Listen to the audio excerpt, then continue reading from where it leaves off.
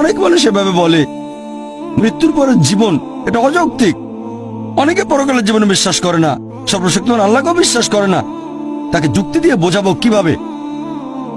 এখানে যুক্তিটা হচ্ছে, একটা লেকচার দিয়েছিলাম কোরআন এন্ড মডার্ন সায়েন্স। সেখানে বলেছিলাম পবিত্র কোরআনে ৬,০০০-এর বেশি আয়াত আছে, আর তার মধ্যে প্রায় ১,০০০ খানেক আয়াত বলছে বিজ্ঞান সম্পর্কে। আর যেসব আয়াতগুলো বিজ্ঞান সম্পর্কে বলছে, আনুমানিকভাবে তার মধ্যে ৮০% আয়াত এখনকার বিজ্ঞান আমাদের বলছে এগুলো ১০০% সঠিক।